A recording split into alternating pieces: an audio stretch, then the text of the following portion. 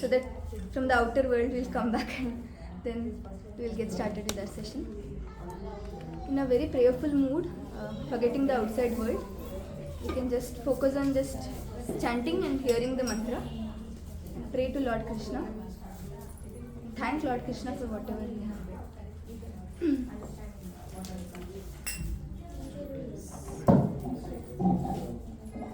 So every bhajan we sing, when we sing Hare Krishna mantra, we usually start with Prabhupada Pranati mantra. You would be knowing this, but in general, this is called Prabhupada Pranati mantra. And we will recite this first to invoke the blessings of Prabhupada. Namo Padaya Krishna Krishnaya Bhutale Srimate Bhakti Vedanta Swami Niti Namine Namo Krishna Krishnaya Bhutale Lovely. Srimate Bhakti Vedanta Swami Niti Namine Namaste Saraswati Devi Gauravani Pracharini Nirvishesha Shunyavadi Pashadya Deshatari Namaste Saraswati Devi Gauravani Pracharini Nirvishesha Shunyavadi Pashadya Deshatari Jaya Shri Krishna Chaitanya Prabhu Nityananda Shri Advaita Gadadhara Shivasati Gaura Bhakta Vrinda Jaya Shri Krishna Chaitanya Prabhu Nityananda Shri Advaita Gadadhara Shivasati Gaura Bhakta Vrinda Hare Krishna Krishna Krishna Hare Hare Hare Rama Rama Rama Hare Hare. Everyone. Hare Krishna loudly. Hare Rama Rama Rama Hare Hare. Hare Krishna Krishna Krishna Hare Hare. Hare Rama Rama Rama Hare Hare. Hare Krishna Krishna Krishna Hare Hare. Hare Ram Ram Ram Hare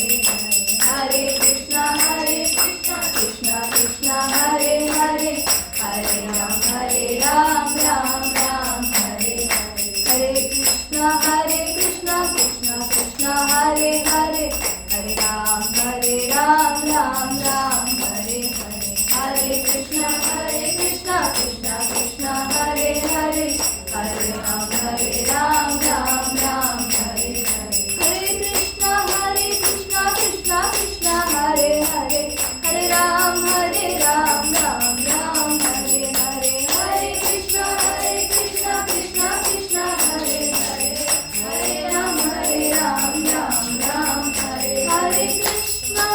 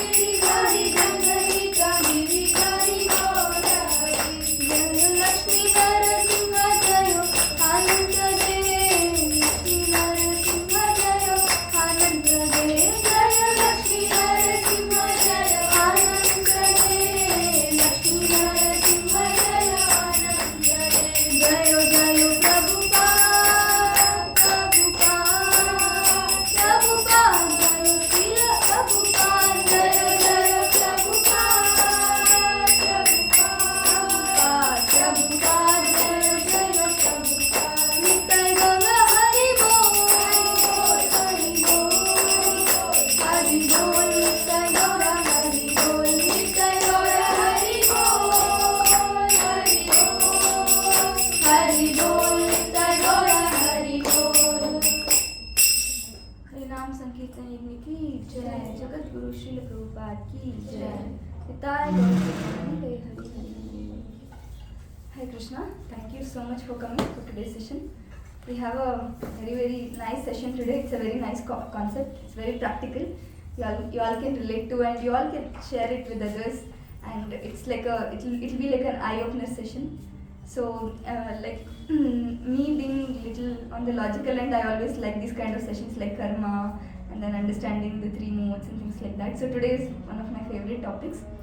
We will recite the prayers and we will invoke the auspiciousness of our acharyas, and then we'll get started with the sessions.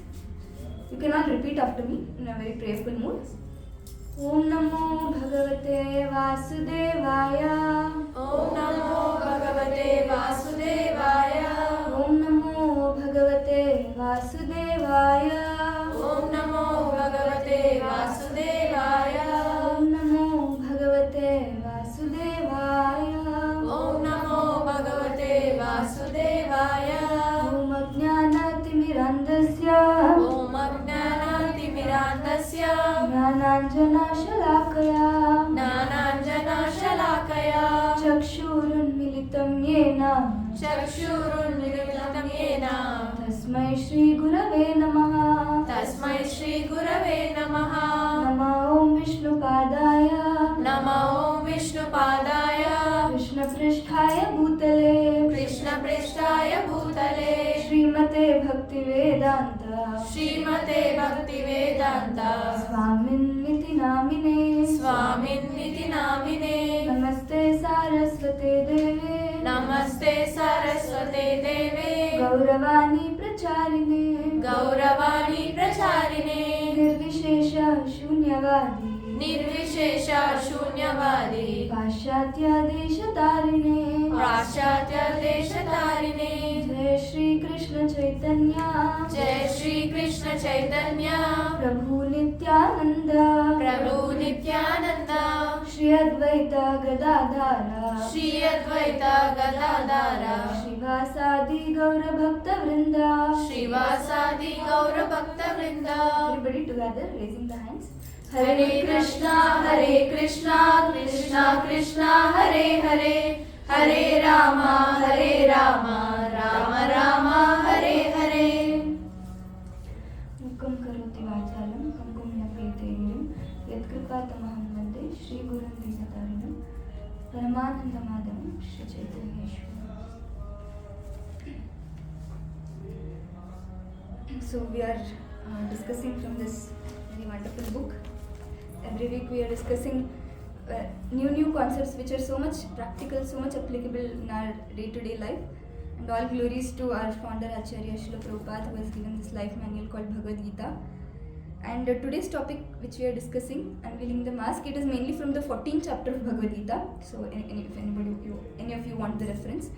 So this session, it will unveil the mask that each one of us have, and each one of us have about each other's, and each one of us have about our own self.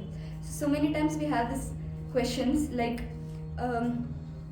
we get over various kinds of moods. Sometimes we only don't know that how our mood switches, and out of nowhere we get angry, or out of nowhere we become upset, we become frustrated.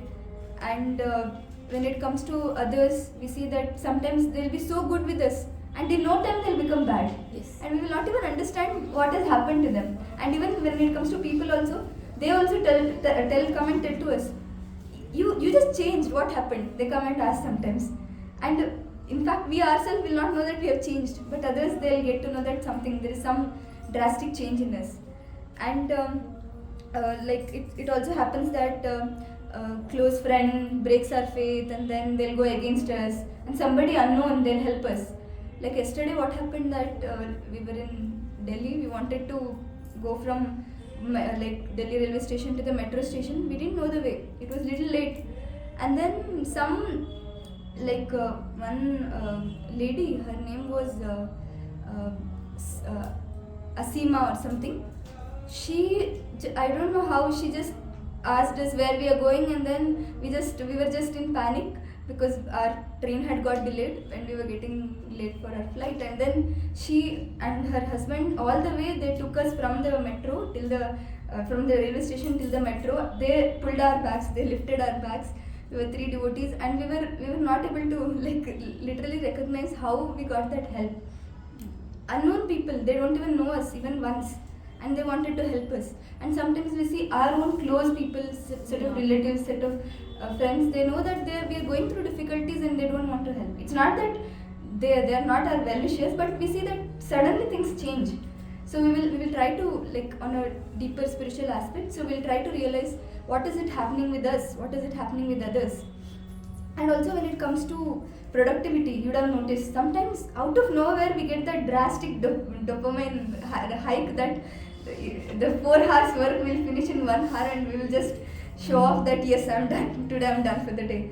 And sometimes the same 10-15 minutes work whole day will be dragging, and at the end of the day, if you see, we have just completed 10 minutes of work in the whole day. And we see the person is not changing here, correct? Something else is changing. So what is that which is changing, which is affecting our mood, our intention, our productivity, our behavior? We will see today. Also, I was hearing about this case study in Kolkata that one lady, she goes to the hospital, she goes to a psychiatrist, and she tells the doctor that I don't know, I'm going crazy, I'm going mad. And then the doctor slowly he'll try to make her calm, and then he will tell her that everybody is mad in this whole world. The only difference is that everybody is mad to a very different extent. You are mad to a little higher extent, and somebody is mad to a little lower extent. And in general, if we see, we all have our threshold, and once somebody hits that threshold, we all become crazy, and that part of us which we have also not seen, that will come out, and we'll see again why is that. And also we see that sometimes we see that we are so enthusiastic about things, even mundane little things that we want to do, we are so much enthusiastic. And sometimes even if our parents, especially our mothers, they come and push us just to wake us up and just brush our teeth, it's not possible at all.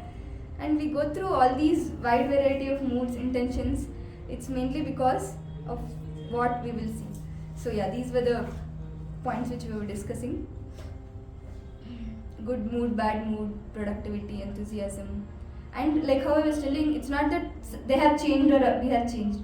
We are the same people with same quality, same expertise we have. One day we are able to solve the most complex problem, and the next day the simplest of the simple problem we are not able to solve, and we are just stuck forever, and we need help. We literally need help.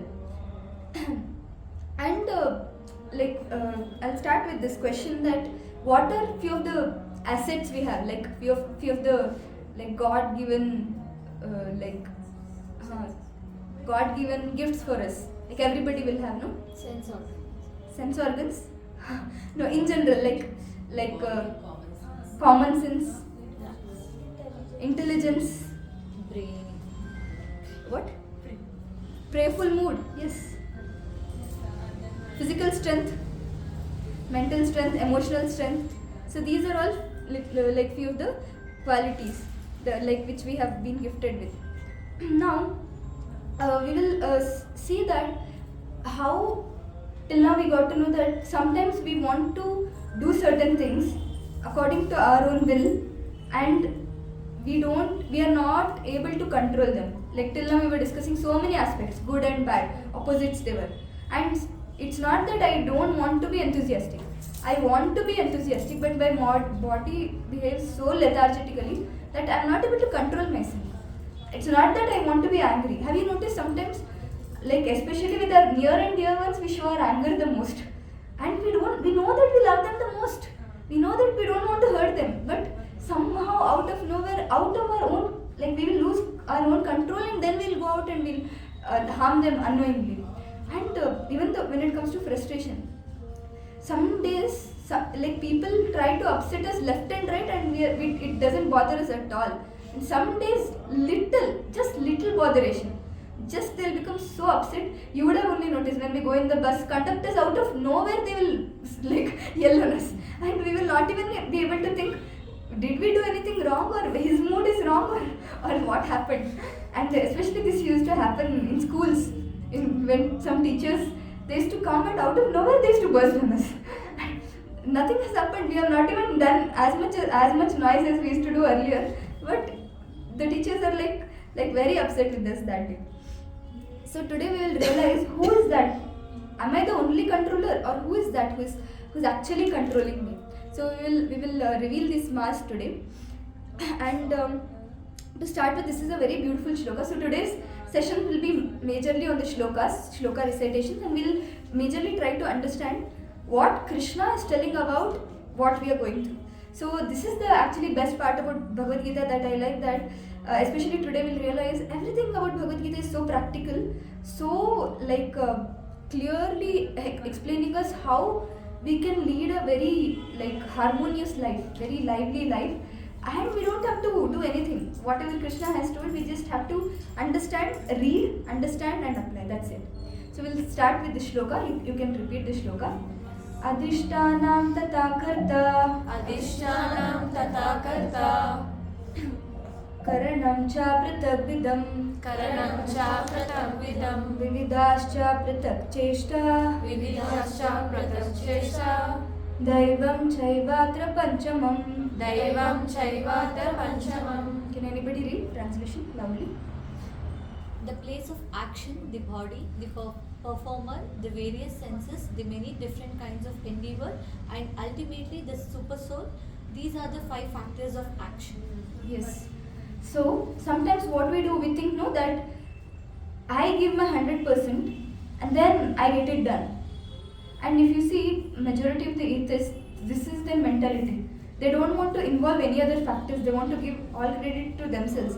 They say that this is what I do and this is what I get. It is completely dependent on me. But here in this 18.14 shloka, Krishna is telling how many factors? If you count, there are 5 factors of action. 5 factors of action means for any work or any activity to be done, so there are 5 things that influences. First thing is Adhishthana. Adhishthana means place or the body, our body basically. Then it is Karta. Karta means the doer, it's us, our soul. Then it is Karanam cha pratak vidam. Karanam cha pratak vidam means our senses that we have. Actually, if you see, our senses are so wonderful.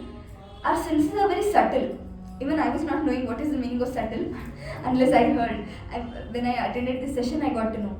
Subtle means that the senses are working. They don't need, they're there. Like for example, our eyes, it's an instrument. Vision is already there. What is the proof? Let me close my eyes, which means I'm shutting the instrument. Can I not see? Can I still see? I can still see. I can still see something from the past, something from the present, something that is already there. Or sometimes I see a sun and then I see a butterfly and then I see a flying sun, flying bird. So many things like this we see.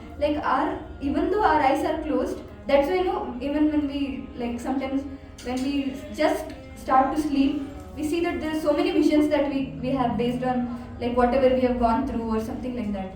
And even if you all close your eyes and if I tell you you can imagine a rose flower, everybody can imagine.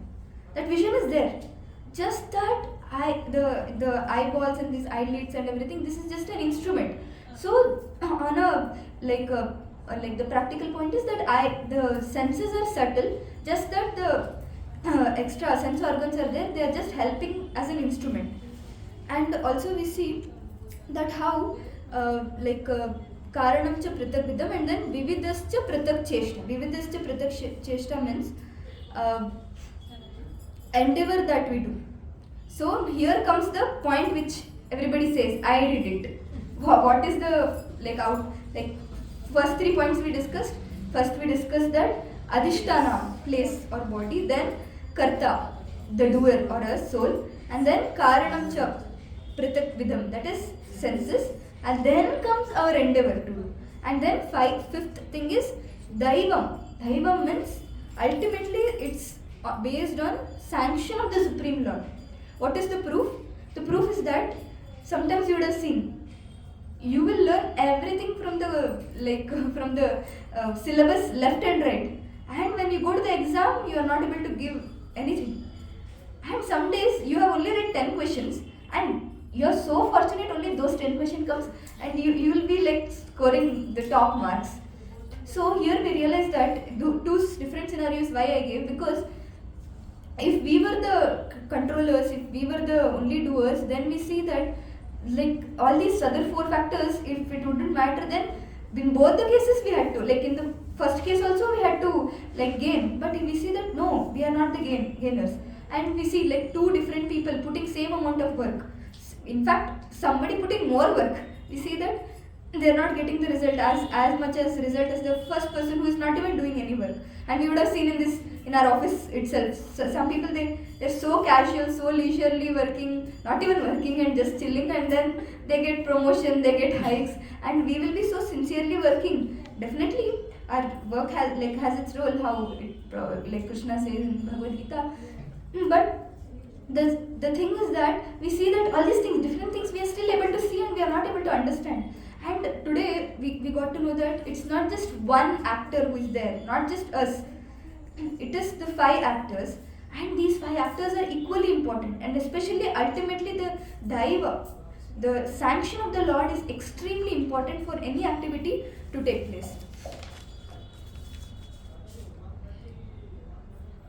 So yeah, we were discussing that how the first these 5 factors which we discussed, it is broadly categorized into 3 criteria. One is the doer, that is the karta. Who is the doer? Us, ourself, our soul. And then another one is daiva. Daiva is super soul, who is giving the sanction. Rest of the 3 things, it comes under prakriti. What are the 3 factors? Karta, daiva and prakriti. Karta is us, who is putting the endeavor, or basically who is desiring. Then daiva is the one who is sanctioning. Rest of the 3 that we have, it is under prakriti, who is the material nature, who will basically help us in the process. So for example, somebody wants to shop something. So let's say Vibhuti Mataji wants to shop one ghagra. Now that's her desire, I want a ghagra. Now what happens? What is the role of the karta? To desire, I want a ghagra. Now next thing is what happened? Prakriti comes in picture. Next thing is, first thing that comes in picture is based on your karma, based on your pious activities, and based on your good karma, bad karma. First the Prakriti will see if you have the credits to go to to get that gagra. Okay, now she has. Now Prakriti will facilitate. Who will sanction? Paramatma. Paramatma will sanction that yes, she has the credits, so she will sanction. Now Prakriti will facilitate. How Prakriti will facilitate? Prakriti will take her to inspire her to go to the shopping mall and then figure out, and somebody will help us to figure out, choose a ghagra, and then she will pay the money and then she'll take it. And another example, this is on a gross level. Somebody has a desire to smoke. Now, again, what is his desire? Only to smoke. Now, Paramatma sanctions, okay, you smoke. Now, third thing comes in picture is how Prakriti helps. Prakriti helps that Prakriti inspires that person to go to the shop and then pay and then take a cigarette and then know how to use it, then smoke. And after all these actions comes the things that we discussed, that is the reaction karma, which is like papa karma and punya karma, pious and good activity and bad activity. So we see, what I want to make it clear is, we were discussing earlier that how one action we do, it is based on what good we have done and what bad we have done. But here one other important thing is that what we desire matters the most. It all starts with your desire. Once karta, what is the role of the karta? To desire anything. It can be good desire or bad desire. Once you desire, based on the karma credits you have, Paramatma will see if he can sanction or not. And then Prakriti, the 3 categories, Karta, the Daiva and Prakriti. Third, Prakriti comes in picture. After Daiva sanctions, Prakriti comes in picture and Prakriti facilitates. If the Lord sanctions, then Prakriti facilitates that desire. Now, like if somebody desires a sinful activities, does Paramatma sanctions that or not? What do you think? Somebody is thinking, like how I was giving an example. Somebody wants to drink.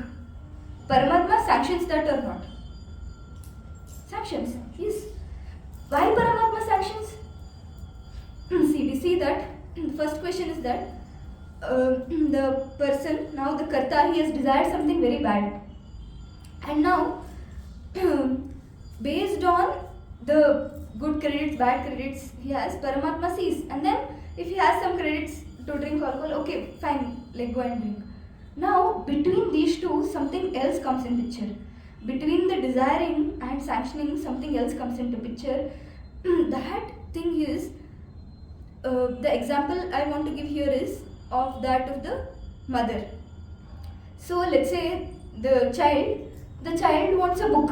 So what does mother do? The book is affordable or not, she'll see. It's a like 50 rupees book. She has 50 rupees in she has saved 50 rupees for her studies. I mean she has it saved for her studies. Now she will just spend it.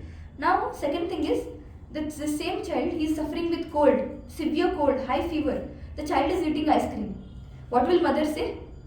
Mother say, don't eat. 50 rupees is there already. But mother will say, don't eat. It will affect you. Now the child will fall on the ground. I'm sure few of us would have also done this.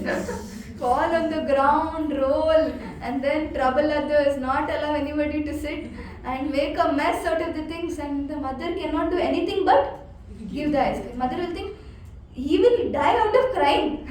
let him at least get more cold. I will give him some medicines and I'll reduce the cold later. At least let him be peaceful now. Same thing Paramatma does. Paramatma, so next thing is what, like how we get to know that it's bad or not.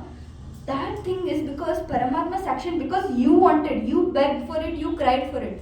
And what is the proof that Paramatma didn't want to give? The guilt that you get. When you feel guilty, it means that Paramatma didn't want to sanction it to you. The mother didn't want to give it to you. But you cried so much that Lord could not see that you are crying. You are just not doing anything. So even same thing, no? Especially when it comes to school, we put so many demands. Especially when studying, no, I want this watch, then only I will study. I want this bicycle, then only I will study. Then after we get the assurance that yes, we will get it, and then we will go and yes, do it. Similarly, here we see that how even though Lord has so much of love for us, and He is very much concerned about us, again it boils down to the same point that our desire, how intense our desire is, how much we are hankering for it, how much we are crying for it, how much we are working for it, it all matters. And if we have that enough karma credits, Lord will sanction. And He will definitely try. If it is not good for us, He will definitely try to inspire us. See, when we do something bad, even a small act like lying, it's also a adharma. Definitely it will come, we will get that instinct that don't lie. Somehow, the divine nature within us, they will tell us, there is always that fight, divine and demoniac. Today we were discussing that. The divine nature will tell us, no, don't do it. And then the demoniac nature overpowers, and then because we have the credits, Lord will also sanction because we have cried for it so much. And then we do it. And it's not the end. Prakriti will facilitate because Prakriti is the energy of the Lord. Prakriti will facilitate, and then we do it. And once we do it, then what happens? Like if you see smoking itself, like in the karma session also we were discussing prarabdha karma and aprarabdha karma. In the level 2 session we will discuss more about it. Prarabdha means like it is just the result will get there only. Like let's say somebody is going in the bus and a man falls on top of a lady. Lady gives a slap directly, prarabdha. Like he gets, action is done and reaction, he has got it there only, it's done. But let's say somebody stole a laptop and then the owner doesn't recognize he has stolen it, the person who has stolen it. But the resultant action which is there, it might not be fruitful now, like how that other person who got the slap, but that result is saved. Like how we were saying, nature, unlike even the modern world judges, they because of the so many other factors, they may like forgive and forget. But the nature doesn't forgive, nature doesn't forget. And the like classic example that I always give is when a child innocently, when a child touches the fire, fire still burns. Still burns. It doesn't give any concession. This child is innocent.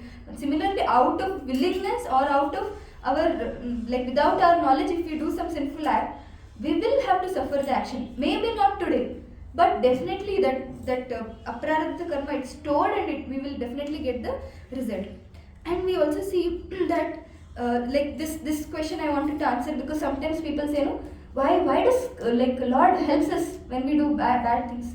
It's because you desired. Lord is not the culprit. It's because, see, we cannot blame our mother for us begging and crying and falling for getting the ice creams. How much even a mother could handle? And definitely a mother could hit and do what more, but that will just aggrieve, and the child will not go to school at all. Worse, the child will stop going to school. So instead the mother will think, okay, let him take. Similarly, Lord will sanction like that only. But we should not take that as a take it for granted that yes, Lord is sanctioning, let me do it. And like how I said, the proof is when we are doing something bad, there will be that guilt, and that guilt implies that Lord didn't want to sanction it. It was you, because of your intense hankering, you have forced Lord to sanction it. And like again, it boils down to our karma credits. Only if we have that karma credits. Let's say a beggar, he's desiring for a house in Juhu Beach. Now what does Paramatma do? First thing he does is he'll see if he has enough credits, punya credits, having a house or having kids and all these things. It needs a lot of credits. Becoming rich is like definitely a lot of punya credits we need. If that sufficient punya credits are not there, then Prakriti won't Paramatma won't sanction, and Prakriti also won't facilitate. But what happens is, if the beggar hankers more and if he tries to do more, then what does Paramatma do? He will support that beggar to do hard work, so much work that someday, maybe not this life, maybe some other life, he will become rich man, and then he will get his house. So we can see like how this one desire that we have, one desire, a good or bad, that can change the entire thing. And the main point I want to make it clear is, our role here is just desiring, and like the Karta's role is working for it. But we are not the only controllers. There are these other factors, and whenever we do something good and we just hit the success, oh, I did it. At that time, we should recall that what are the 5 things that helped me. And whenever we went wrong, or whenever something goes wrong, then we see what happened wrong. We can easily notice, and this is why we see a spiritualist, even if there is a success or a failure, a spiritualist never bothered much. But if you see a materialist, so much oscillation. We have seen ourselves. Like if it's a success, we are on the cloud 9, and if it's a failure, we don't even want to open our door. We don't even want to open our PG room door, or our house door. We want to just be stuck and then just get over it. And we will, with that, we'll come to the main topic, that how, we are under this effect of the 3 modes of material nature. Again, these 3 modes of material nature, we have already discussed these 3 modes even in our previous sessions. It is called 3 gunas. Anybody remember? What are the 3 gunas that we have? Sattvagun, Rajogun and Tamogun. So, in English, it is called goodness, which is Sattvagun, passion, Rajogun, and ignorance, Tamogun. We see that how, we will see this shloka, how these 3 modes in combination affect us. We can recite this shloka. So it's a very beautiful shloka. Mukta Sangha Anahamvadi Mukta Sangha Anahamvadi Dhriti Utsaha Samanvita Diti Utsaha Samanvita Siddhya Siddhyor Nirvikaraha Siddhya Siddhya Nirvikaraha Karta Satvika Uchyate. Karta Satvika Uchyate. Anybody can read?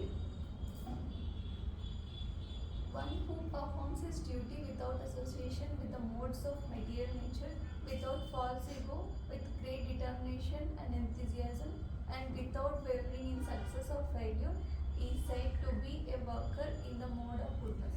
Okay, so the flow is that first we discussed about how we are not the controllers. Then we discussed about what are the problems that we are having and what are the questions we have.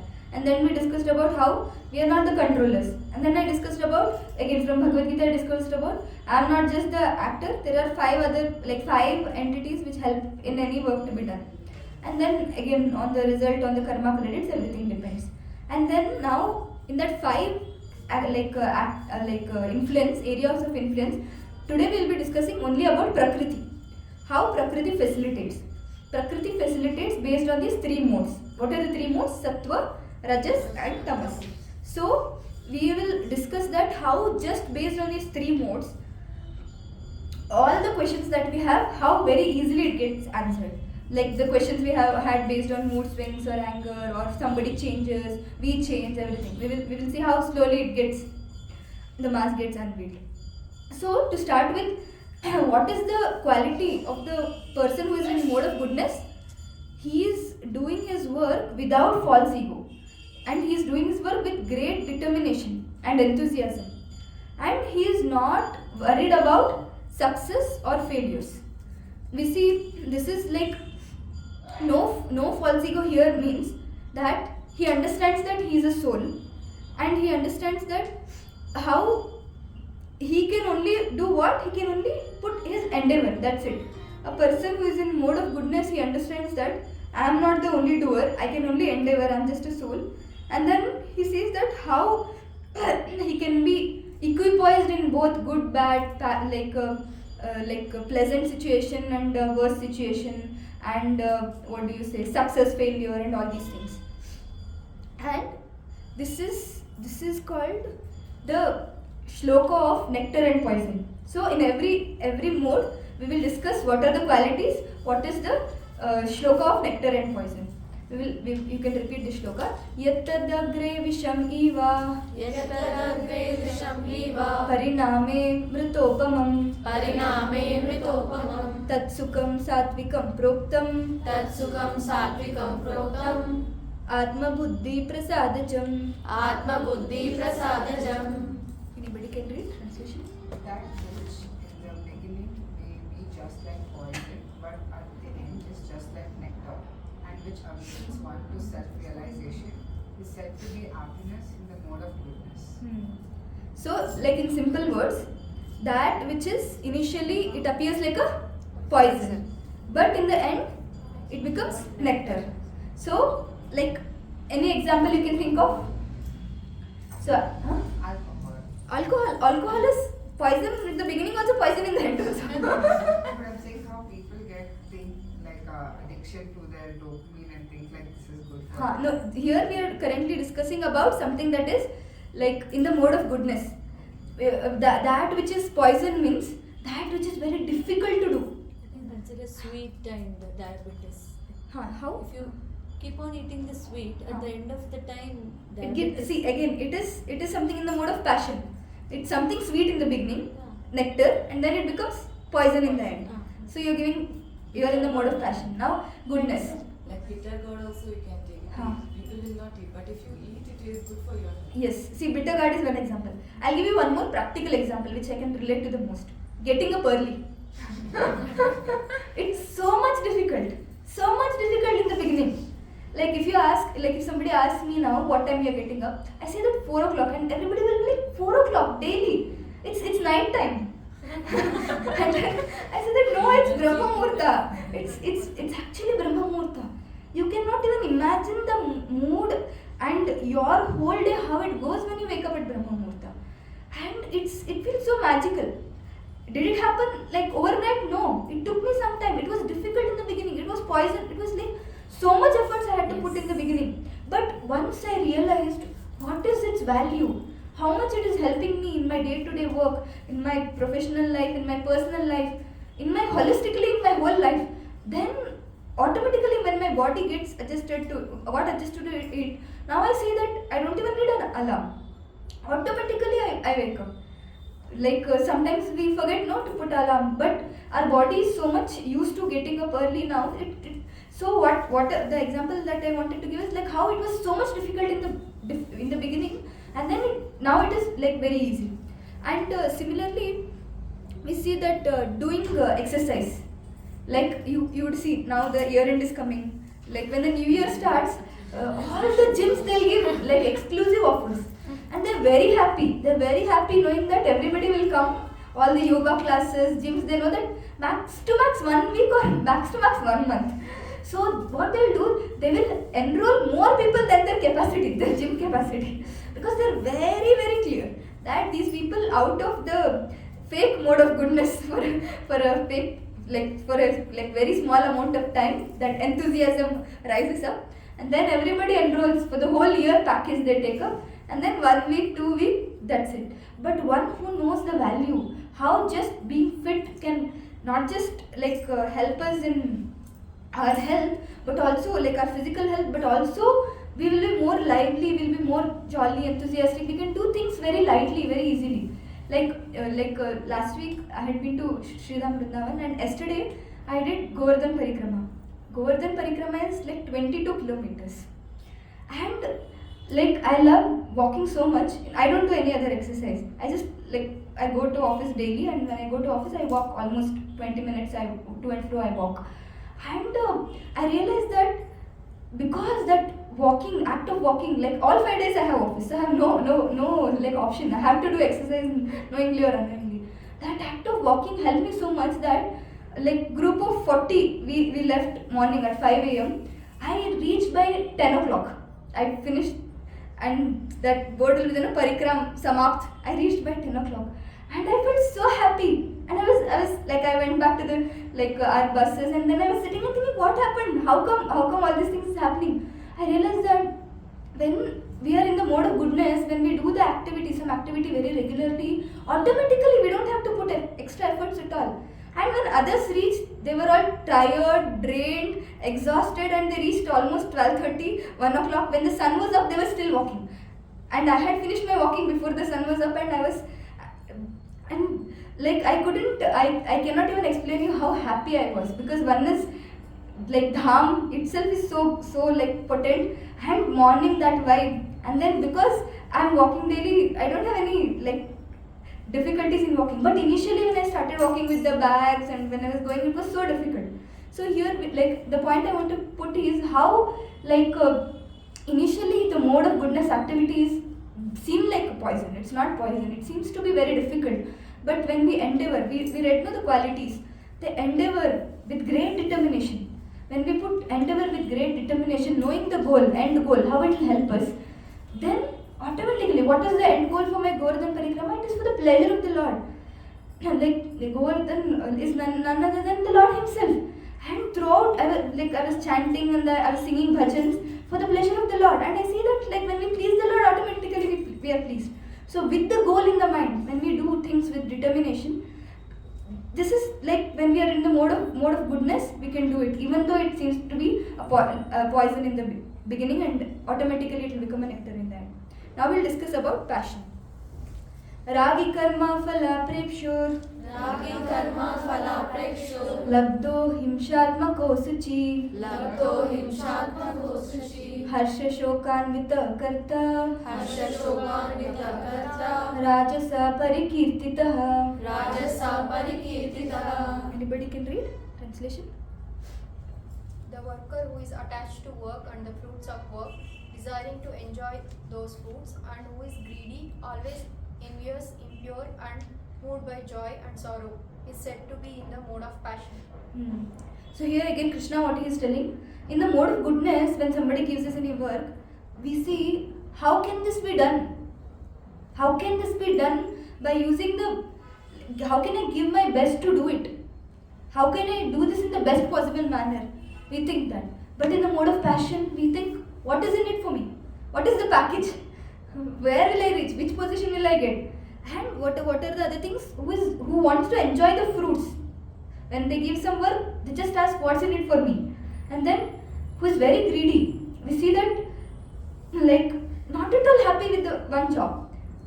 They get one job and then What happened? No, not happy. My salary is not enough. Then they switch, and then again, फिर से मजा नहीं आ रहा है. Again I want job hike, and then after some time again, अरे फिर से I don't know. There is no like kick in my job. I want a good hike, and that greed never stops. If you see.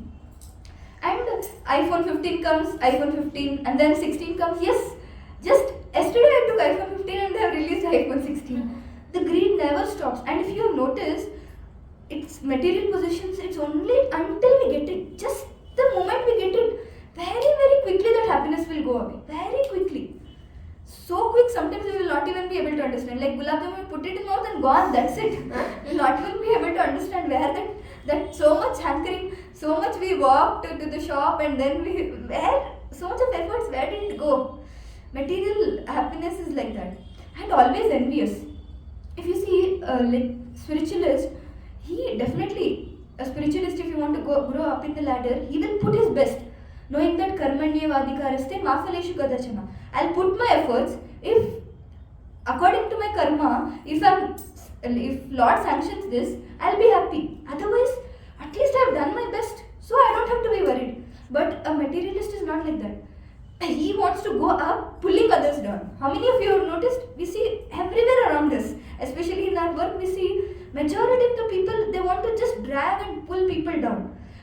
See, I personally know so many people who have gone up in the ladder just by putting their efforts and not by like harming anyone else. It is possible, but because of the passionate nature, because of the envious nature, they're not at all happy by others' nature. And you know, anybody can tell me what is the difference between jealousy and envy? Anyone knows? Jealousy means if somebody is having something, then I should also have it. Envy means if I cannot have it, other person also can. Yes. Jealousy means, Mataji said very nicely, okay, this person has it, I also want to have it. That is still okay. Like somebody has it, let me also put some efforts to have it, that's still okay. But envy is like on another level. I don't have it, that person also should not have it. Like last class also we were discussing, no, oh I have it, that person also should, how come he is getting it? He should not get it. And this is like a very, very dangerous thing, and people like they go to such an extent they go like so like deep in envy that they're ready to kill each other, they're ready to hit each other. Like so many incidents we can like take. And impure and always moved by joy and sorrow. We see that a spiritualist, he is like equilibrium always, because he knows that my work is to do my job, giving my 100%, and so much happy because I know that I am not the doer now. I know that there are 4 other people who has to take care of it. So my part, let me do it properly. Because see, very practically I'll tell you, like especially we women, we ponder over things that is not in our control.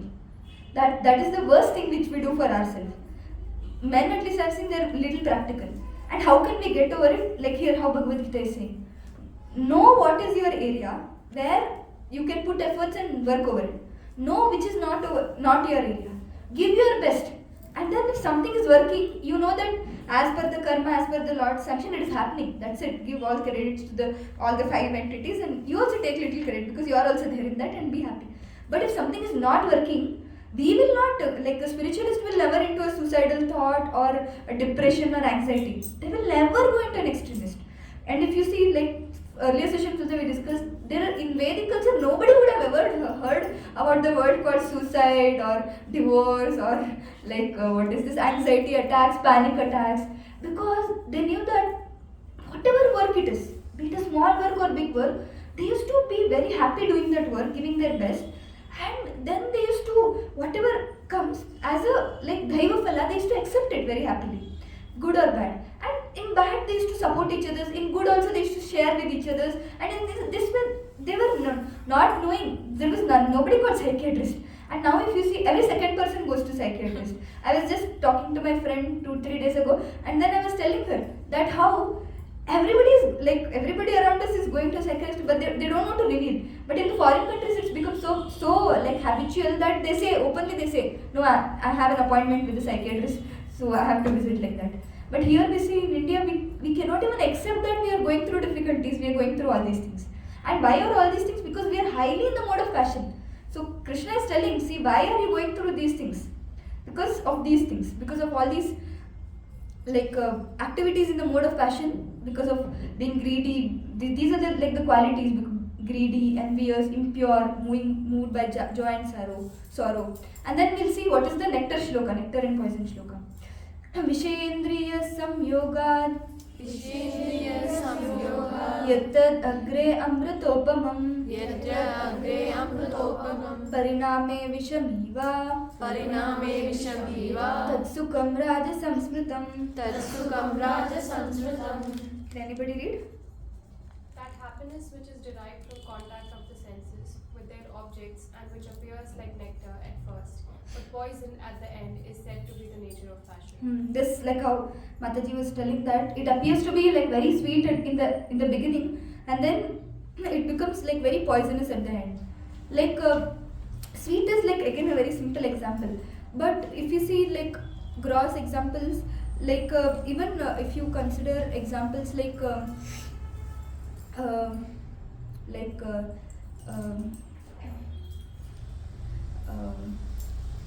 what do you say?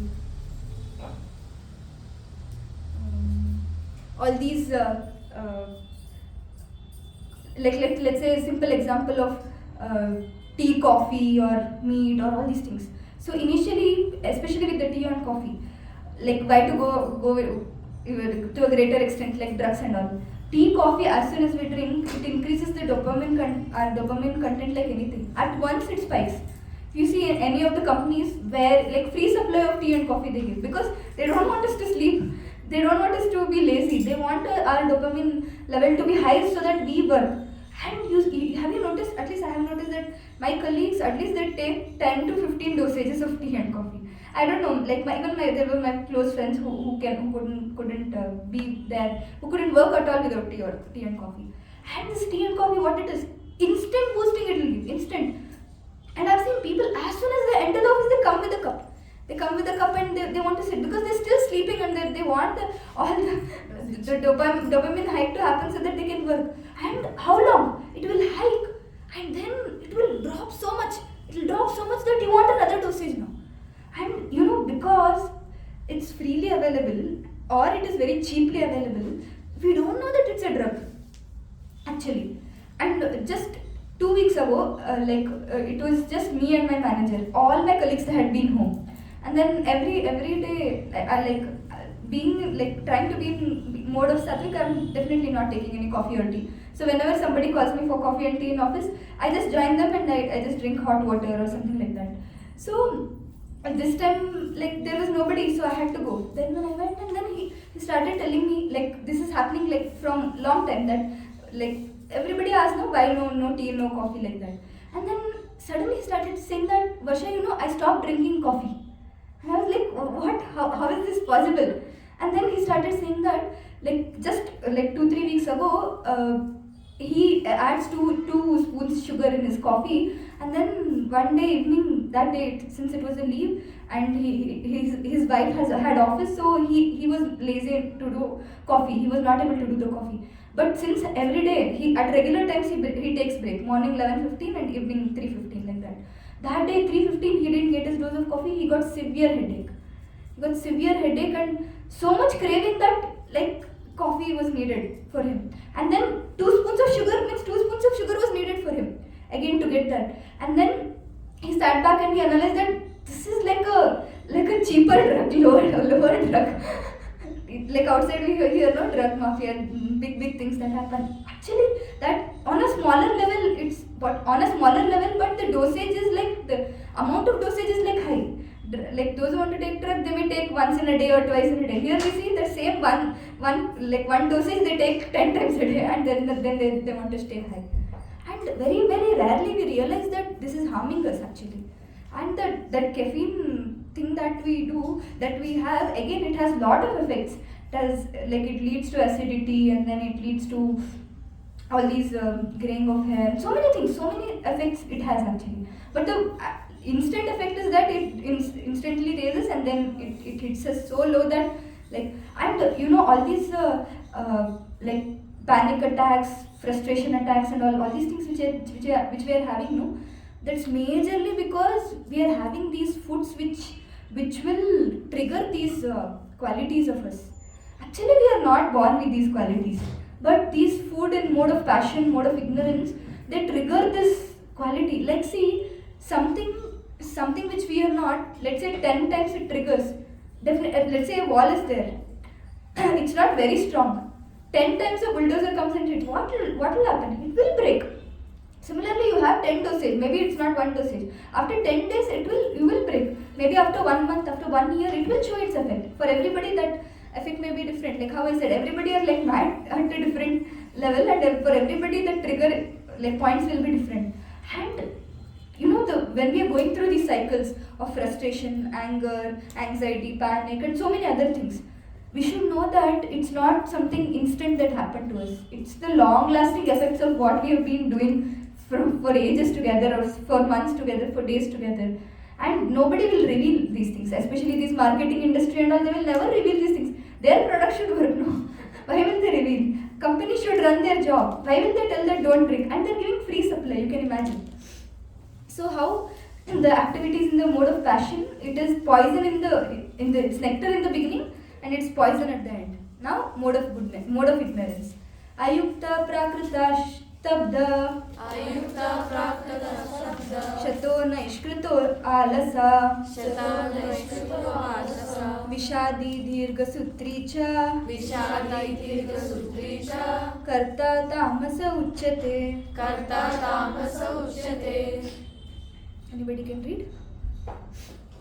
The worker who is always engaged in work against the injunctions of the scripture, who is materialistic, obstinate, cheating, and expert in insulting others, and who is lazy, always morose and procrastinating, is said to be a worker in the mode of ignorance.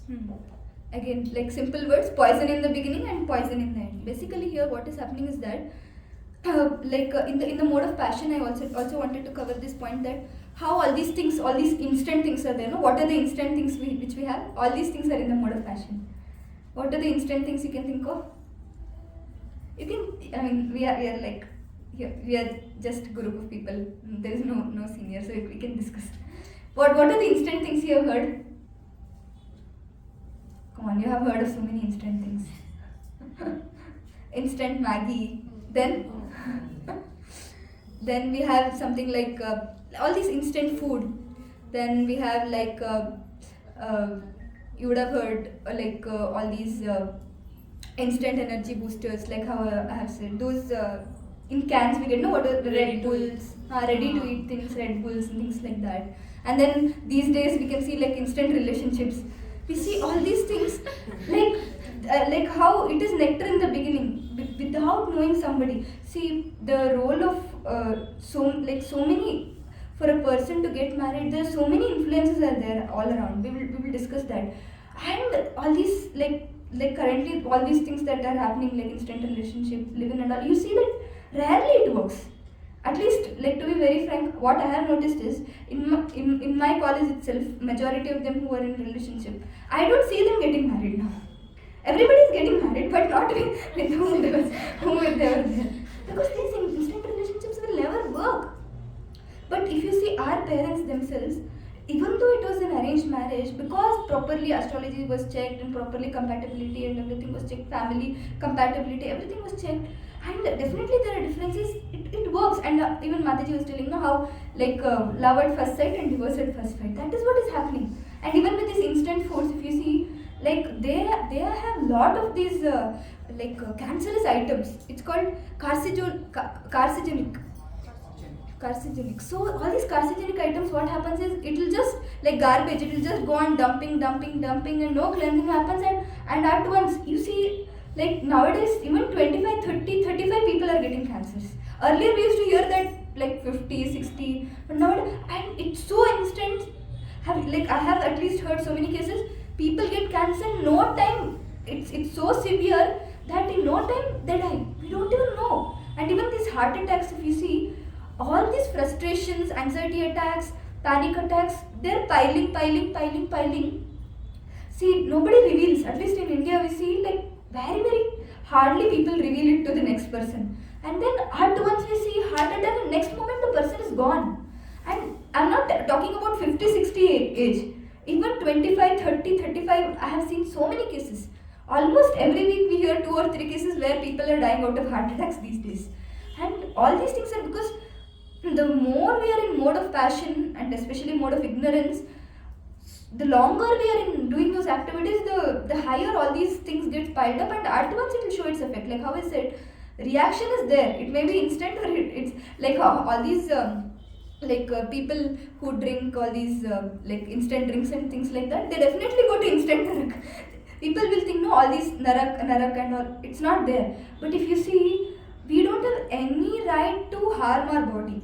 Like I earlier also had given this example that this body is given to us by Lord Krishna himself. This is not us. This body is given to us to take care of, because we cannot, like the soul needs a place for the action to take place. So and today also when we discussed, the first point was the place. Basically, what is the place? For the action to take place, the place is needed, and that place is our body. Krishna has mercifully has given us this human body. And I always give this example. If I give somebody an apple, and if they throw that apple, will I give them that apple again? Apple is so costly these days. Definitely I will not give them apple again. Similarly, so many animals, so many insects, so many aquatics, birds, so many lives are there. And Krishna has given us this human form, which is like the costliest apple form. And if I don't use it for self-realization and God realization, because we've got higher consciousness, next life definitely I'll get something lower. And one other thing is that why, one other practical proof why this body is not ours. When we die, do we take our body along? Very, very practical example. At least in India, everybody knows that we are body, we are not. So they don't want to accept it. We are soul, we are not body. They don't want to accept it. That's it. So we see that how when we die, we give up the body, we go to take care of the next body. And this cycle it's repeating actually. And we see that how if we take care of this body very nicely, knowing the goal of the human form of life, if not anything, at least we will get one human life. We don't want to be dogs and cats roaming around and hunting, like searching for food here and there, just living life, just searching for food. So we see that how here it is said that how all these activities in the mode of ignorance, it will definitely take us to hell, because if we do something, the mode of ignorance shloka that we read, who are these people who are in the mode of ignorance? They are the people who list down what are given in scriptures. This has to be done in the scriptures, this has to be done, or this should not be done, this should not. They just want to break it. Scripture says 4 regulative principles: no meat eating, no gambling, no illicit sex, and no intoxication. They list down and they do that.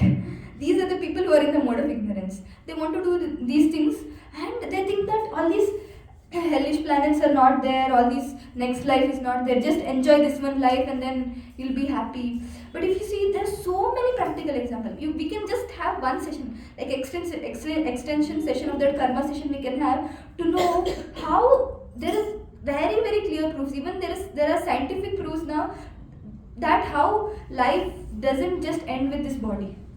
Soul is eternal. If you read first few shlokas of Bhagavad Gita itself, from the 2nd chapter, Krishna says that, like very clearly Krishna is saying that a soul doesn't die at all. Soul is eternal. It cannot be killed by the weapon. It cannot be withered by the water. That's why we see the more and more we read Bhagavad Gita, the more and more we will get over all these like petty things which we are stuck over. Like sometimes unknowingly we get into all these things. Like we don't want to be frustrated. We don't want anxiety attacks. We don't want panic attacks. We don't want suicidal thoughts. But all these things we have. Like recently, I was hearing about one case wherein from our center itself, one of the other Gita course participant, in the evening, because he had a very, very bad day due to the office pressure and something, he was getting all these suicidal thoughts and things like that. And luckily we have been assigned one volunteers who usually follow up. You would be knowing, one volunteer calls you and tells you please come and things like that.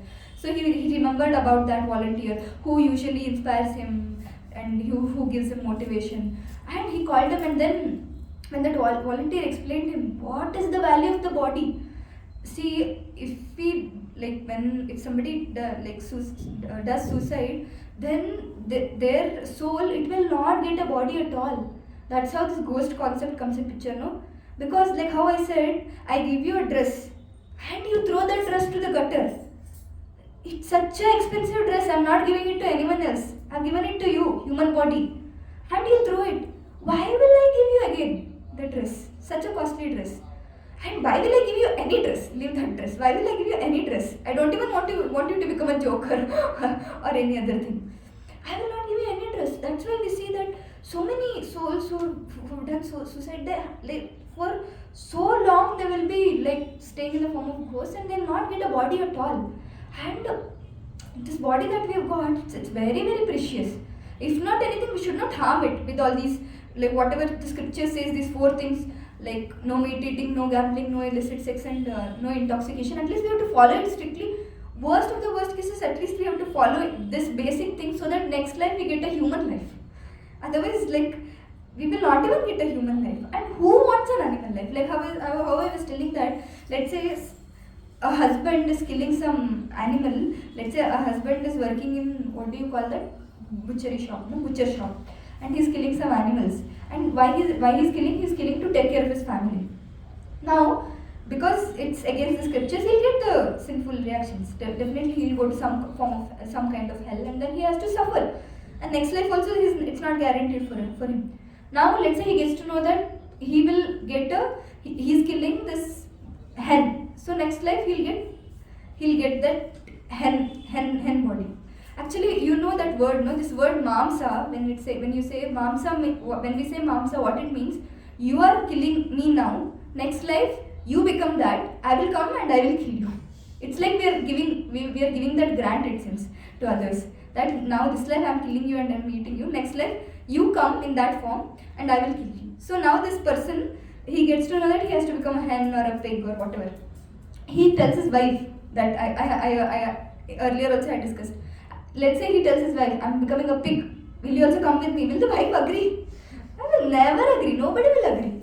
So we see that how individually we are responsible for our own better life, and at least the activities in the mode of goodness, at least we should stop doing this, like drugs, alcohol, meat eating, intoxication, and then gambling, all these things. And we also see that how here, what are the qualities?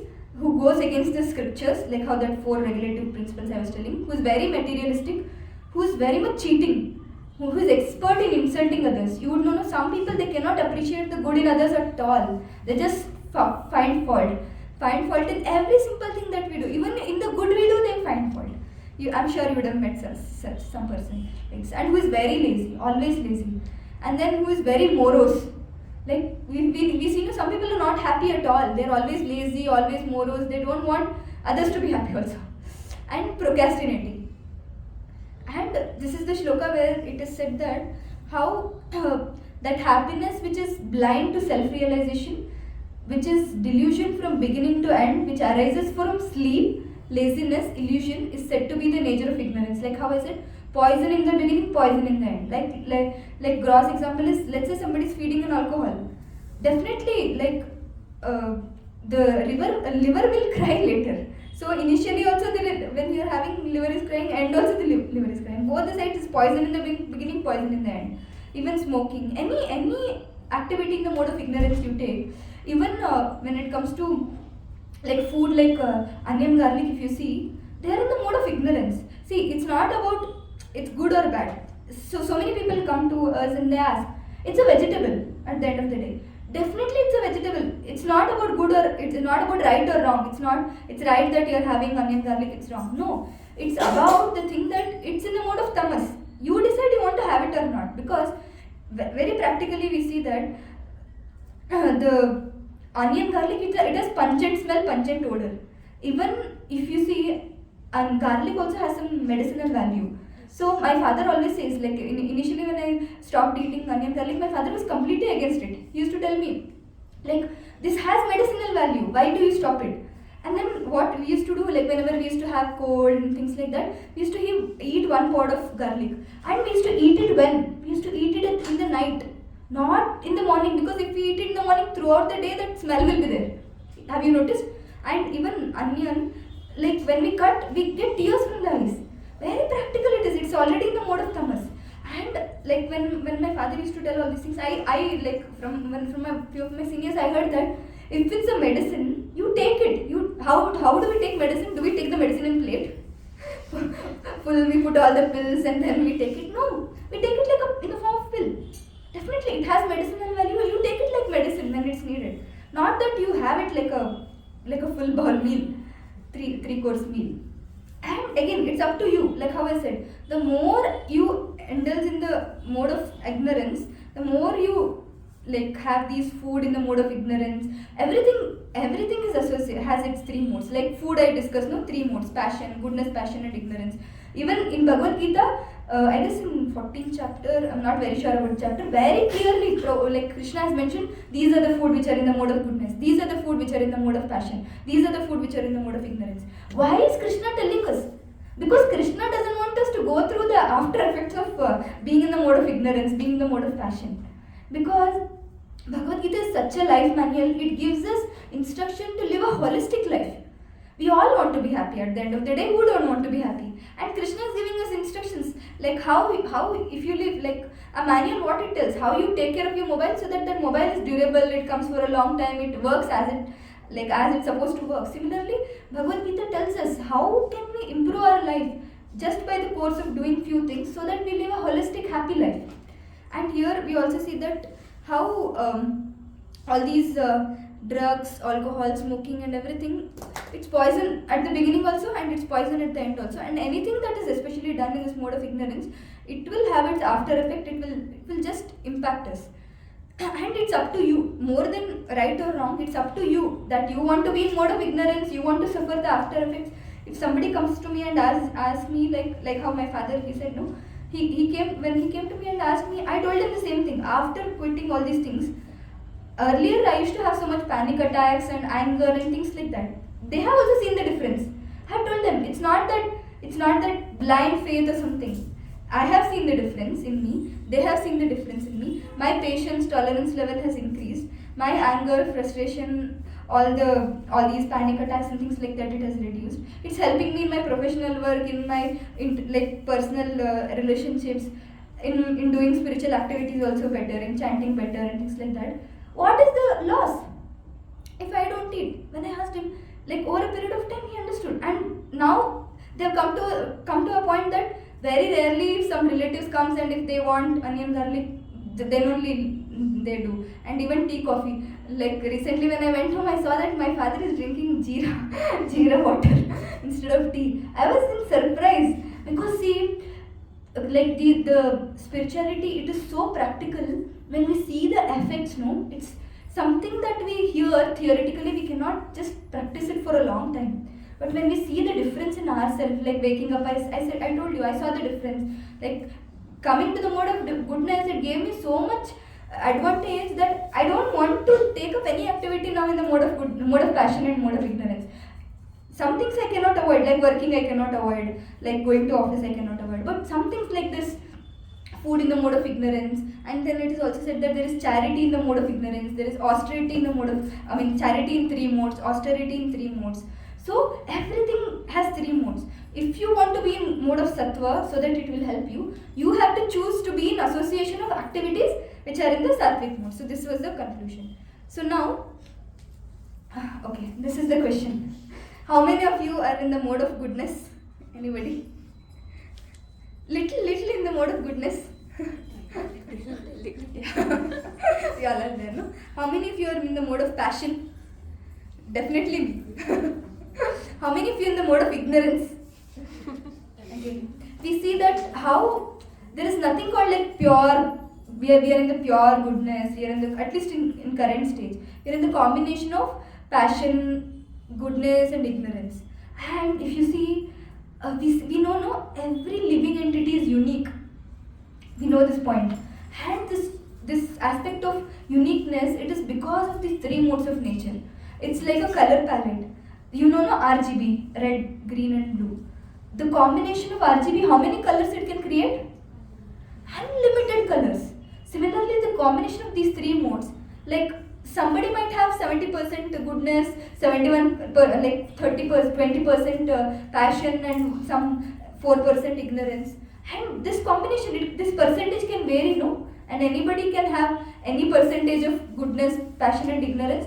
And in this way we see that infinite combination of people are there, and infinite type of infinite qualities we have, infinite type of people are there. This shloka will read: Rajastamas cha vibhuya, Rajastamascha vibhuya, Sattvam bhavati bharata, Sattvam bhavati bharata, Rajasattvam tamaschaiva, Rajasattvam tamaschaiva, Tamasattvam rajastata. Tamasattvam rajastata. So here Krishna is telling that sometimes mode of goodness prevails over mode of passion and ignorance. You would have noticed sometimes we are in the mode of goodness, passion and ignorance is there, but mode of goodness is like preceding. And sometimes it's the other way around. We are so much passionate, other two are there, but it's in the back seat. Sometimes we are so much in the mode of ignorance, we cannot wake up the whole day at all. So much sleep, so much like laziness, we cannot do anything. So at that time ignorance is prevailing. Now, how do we get into these modes? This beautiful shloka. Purusha prakritisto hi, Purusha prakritisto hi, bhunte prakriti jangunan, Bhunte prakriti janguna, karanam guna sangascha, Karanam guna sangascha, sad asadyoni janmasu. Sadya sadyoni janmasu. The living entity in the material nature, he follows the ways of life, enjoying the three modes of nature. It's due to his association with that material nature. Thus, he meets with good and evil among various species. So, in simple words, Karanam Guna Sangarsha means in which mode we associate, that mode we get, that mode we become, and that effects we get. And we discussed lot of like examples, no? Sangha means association. Now, you take more Sangha of food in the mode of ignorance. What you become? Ignorant. You take more food in the mode of passion, like tikha food, very spicy, very like sour. You like tend to become passionate, highly passionate, and again passion has its own effect. And if you see like food in the mode of three modes, like goodness, passion and ignorance. If you see place also, let's say you were all outside, and when you came in, I'm sure many of you would have felt that divine feeling as soon as you entered here. And even, let's say, as soon as you come, I ask you to chant one round. And everybody can come here and sit and chant one round. But let's say, let's assume few of the participants, they went to pub. And I go behind them, please chant one round, please chant one round. Will they be able to chant? No. The place matters so much. Again, you are in work, you are in mode of passion. Let's say I come to you and I say you like read Bhagavad Gita, like chant one round, meditate. Is it possible? No, not possible. So we see the Sangha, the more we take off the association of the place, again place in the mode of goodness, that's why we request people, please come to this session, because just by coming to this session, you come to the mode of goodness automatically. In fact, pure goodness, we'll discuss. Goodness. You don't have to do anything, just coming, you'll be in the mode of goodness. Then doing the other activities, you'll come to the mode of pure goodness very easily. And like the food, like how I was telling, it's not right or wrong, it's your option. You want to suffer the like after effects of mode of ignorance, you take it. And see, somebody may not suffer now, but suffering is there. Like brutal examples I gave about cancer and so many things. After effects are definitely there, they might come out now or not. And like how I said, charity in the mode of goodness, passion and ignorance. Somebody might give a charity to a beggar and he might use it for drinking and smoking. That effect will again come to this person, because he has given his hard-earned money to that person who is who is in the mode of ignorance and who is doing sinful acts. That's why we see as a devotees, whenever we go, like definitely somebody who's in need of money, like for some crucial acts, we definitely give them. But majority of the time we take prasadam along. Like whenever I go to office, some banana offered or some small simple fruits, which is not very expensive also, it's not very heavy to carry, I carry, or some sweet prasadam that is offered, I carry. And if somebody like who is not in a position, who begs, no, I just give it to them. Not very often I do, but at least like once in a while I carry fruits, I purchase fruits, and we know no, when we are walking we know whom we meet, and when we are going in bus we know whom we meet. And some like things which will not spoil over a long time. Even those things we can carry and we can give them. And giving prasadam, it will definitely give them the consciousness, right? Consciousness, so that maybe not in this life, in some life they will come to bhakti. And what more we can give than bhakti? Because you may see, definitely we have to give charity. I'm not against it. But you see, I may give charity. Let's say I'm feeding a poor person. To what extent? I'm very rich, I'm feeding a poor person. I'm taking responsibility of 5 beggars. How long I can take until I die or until they die? But what about next life? Let's say they came as like some pig, dog, donkey or whatever, or I came as something else. Can I help them? No, they cannot also not help me. But if I give them bhakti, next life they will at least become humans. And then Krishna will give them intelligence to carry bhakti from 1%. We read that shloka, no? That bhakti is something which will be carried over.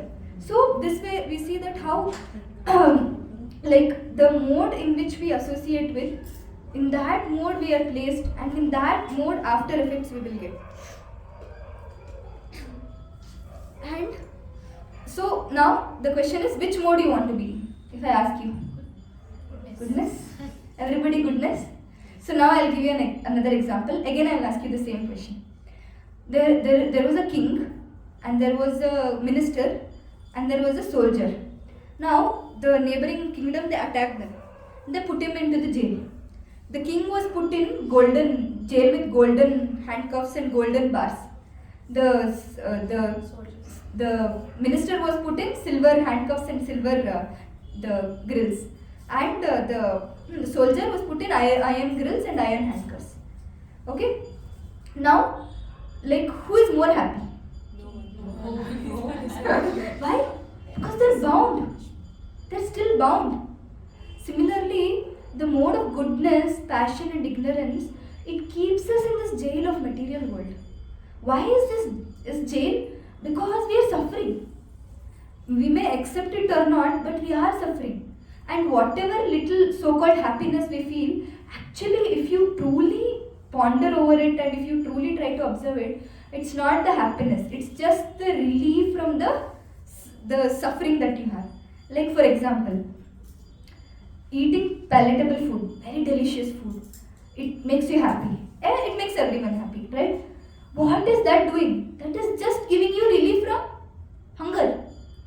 Correct?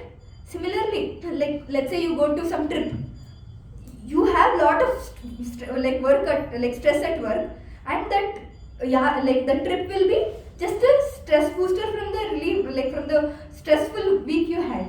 Is it a permanent happiness? No, it's not even a happiness basically. It's just a relief. Similarly, all these intoxications and things like that, they go high. They say no, they go high.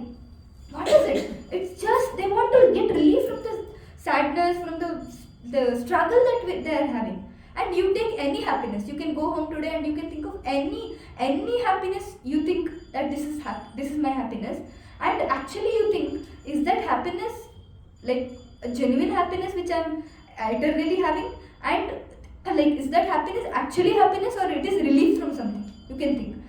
99.9% happiness that which we are having, it's just relief from the sadness from something. And we see that this material world is a jail, and currently we might be in mode of passion, mode of goodness and mode of ignorance. And majority of us, we echoed that we are not even in the mode of goodness. We are either struggling between passion and ignorance. And we see we are all handcuffed, we are all struggling. We don't want to be here. If you see, anything is called as a problem if it has 2 symptoms. What is the 2 symptoms? That problem is universal for everyone. You take any living entity, including plants, aquatics, insects, I'm telling in the evolving order, reptiles, insects, and then birds, animals, humans. Everybody has to go through birth, death, old age and disease. Everybody agrees? Even richest of the rich person, Ambani, Elon Musk, he cannot say that I am rich, I don't want old age. I am rich, I don't want death. Even if you see, he cannot even carry 1 single rupee after death. Anybody for that matter. Everybody has to go through birth, death, old age, disease, and this cycle is going on repeating, innumerable. Like from Janma Janmantar we are repeating this.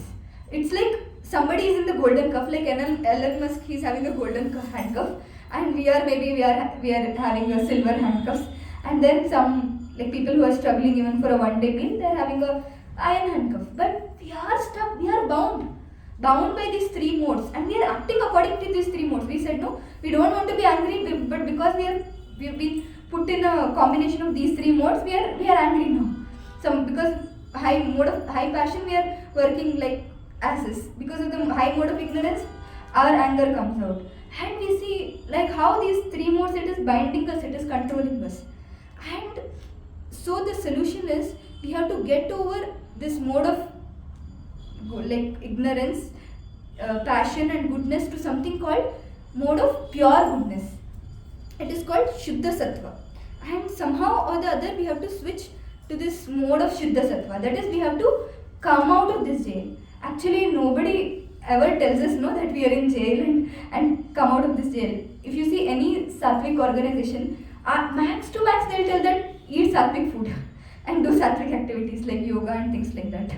But nobody tells us that this human life that we have, it's a jail. And we have to get out of this jail. We have to come something out, we have to get out of this mode of goodness also and come to this mode of pure goodness. But Krishna is so merciful. Like how I said, anybody might not be bothered about us, but our mother is eternally, she'll bother. Even though we hurt her, harm her, we want to trouble her, our mother will never leave us. And Krishna is that eternal mother. Tumi ho mata, pita tumi ho bandho, sakat tumi ho. So we see that Krishna is that eternal well-wisher, Suhrita. He wants to help us. So via this Bhagavad Gita shlokas, he is coming and he is telling us, like we may be in like mode of goodness, which is like a helipad, but he is telling us, come above that helipad, get out of this cycle of birth and death and come to the mode of goodness. Transcend these three modes and come to the mode of goodness, where you can live in a stage of Satchidananda stage. Sat means eternal, Chit means full of knowledge, Ananda means happiness, complete happiness.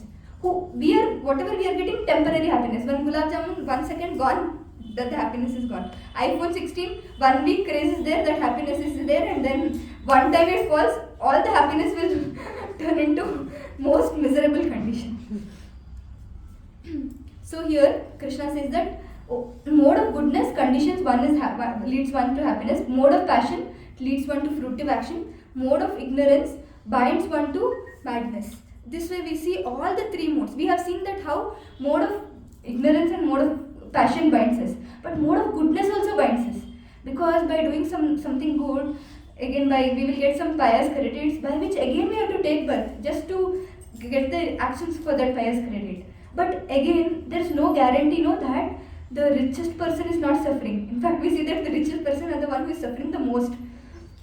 Even in the company which I work, the CEO, I heard that he is the highest paid CEO in the whole world.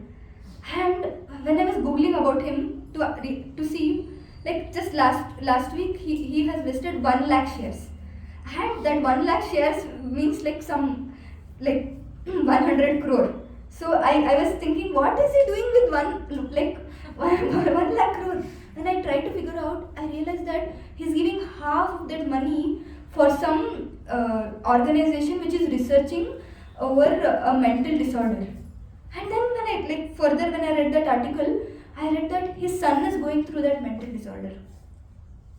You would have seen, it's a very famous mental disorder. I'm not able to get the name now. Wherein they will be very intelligent, but they will be very mentally they will be disturbed and they cannot do their day-to-day activities. So it's a very famous disease actually. So he's putting half of his money into those in researching those mental disorders, so that whatever his son is not going through, whatever his son has gone through, whatever he has gone through to support his son, others should not get through. So we see everybody is suffering. We cannot say that nobody, people who are in the mode of goodness or who are so-called rich or so-called famous, so-called happy are not suffering. Everybody is suffering. They may show it or not in their status, but everybody is suffering innately. And we see here every mode leads to something that will bind us, and we have to get free from these three modes. And Krishna says that how can we come out of these three modes? How can we come out of these shackles of gold, iron and the silver by doing full devotional service. We'll just recite the shloka, very very nice shloka. Mam chayo avyabhicharena bhakti yogena sevate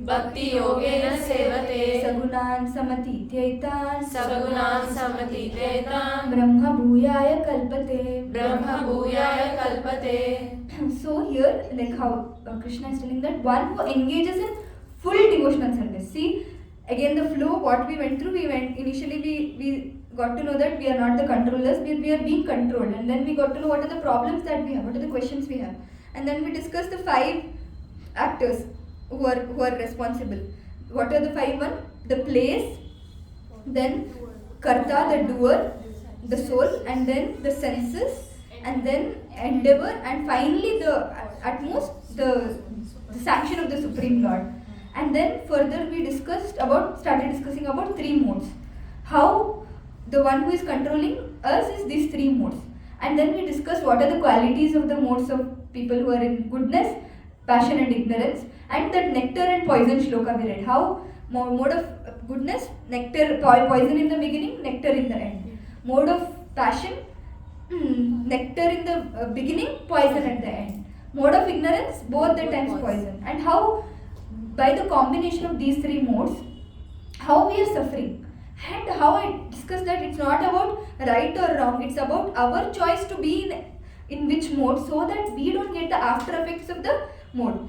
And I also mentioned the important point that we will have to go through these after effects, because for any action there is some equal and opposite reaction. Nobody can, just because we are ignorant, just because we didn't know that all these after effects was there, we will not be bereft of these after effects.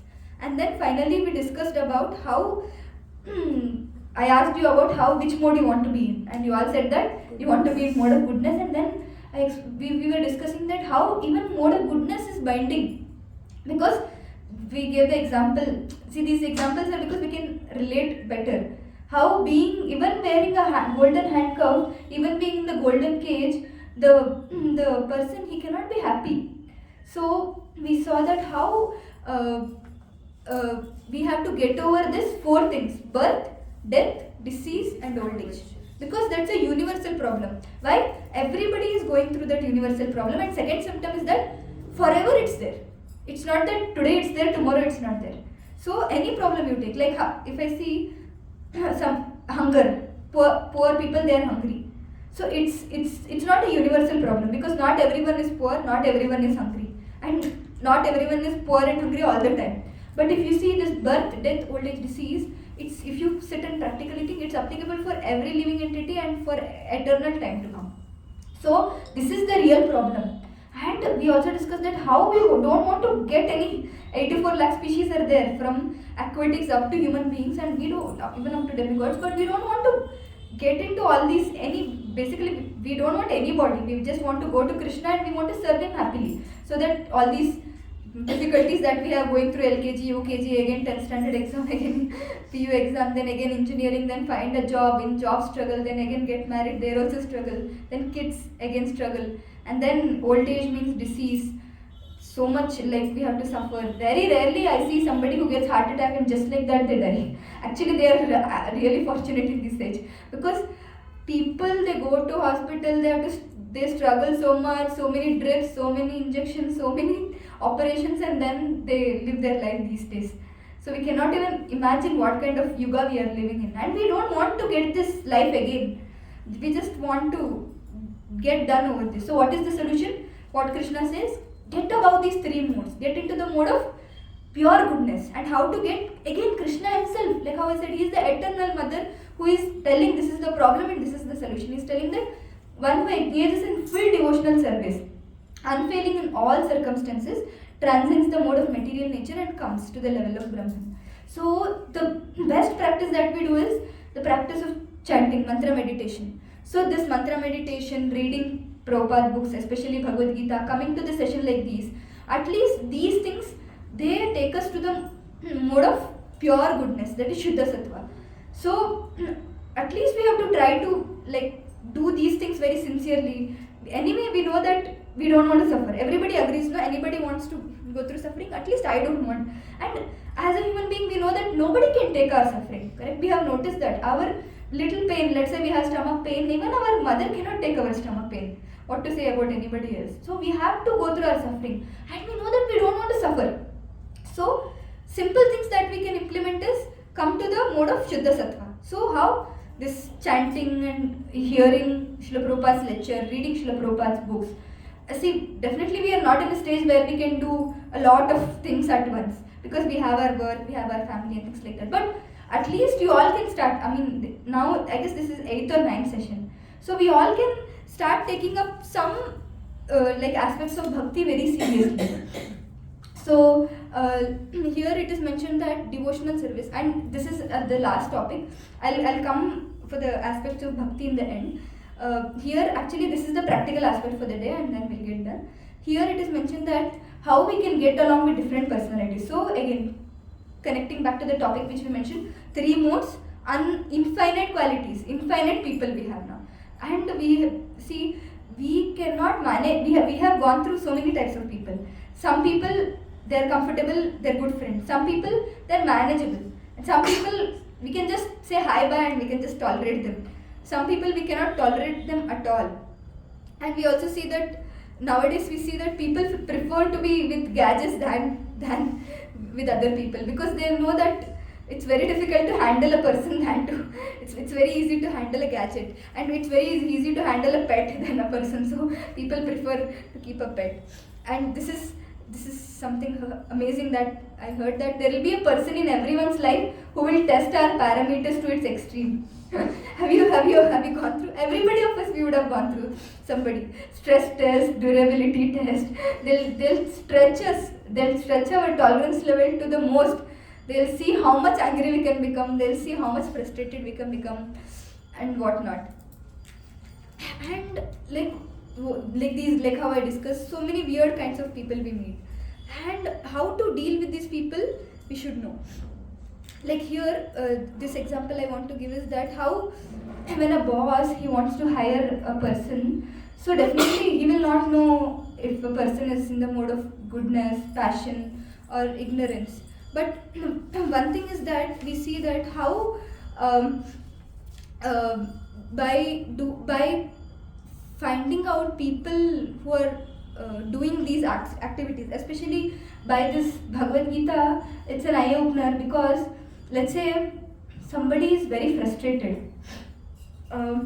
We see that they are currently in the mode of ignorance, correct?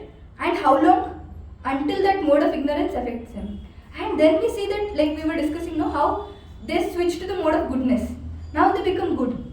Now we see by this shlokas of Bhagavad Gita, we get to know that the 3 combinations is there that will not just at once it is there. It changes over. It's changing from people to people. It's changing from time to time. And now let's say somebody he's very good to me till date, and he or she is angry with me. Let's say our father, he's angry with me and he's very upset with me, even though I didn't do any wrong.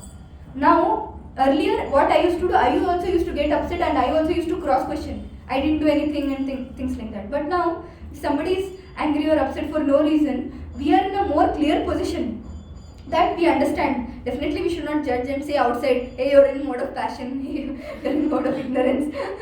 You shouldn't be doing that. But at least we should know that yes, this person right now, mode of ignorance is prevailing over mode of passion and mode of goodness. So let him get over that phase, so that when he becomes calm, let me speak to her or speak to him. And this gives us a lot of freedom in terms of relationships, or in terms of people whom we are handling with, or in terms of us ourselves. So sometimes, like when we are going through a very low phase, and instead of getting very demotivated, we can try to know that we get to know that yes, currently the modes are pulling us, the mode of ignorance, passion are pulling us. How can I slowly do the mode of, at least come to the mode of goodness? What are the activities in the mode of goodness? We can read that shloka and we can see which activity is more dear to me. Like for somebody, kirtan may be good. For somebody, hearing lectures, they might be loving. For somebody, just by coming in association, they get that booster. For somebody eating, honoring prasadam, they get a lot of booster. So everybody has something that will lift them up. So whenever we are in the low phase, we have to find out which limb of that phase of bhakti which will lift us up, and we have to take shelter of it more and more.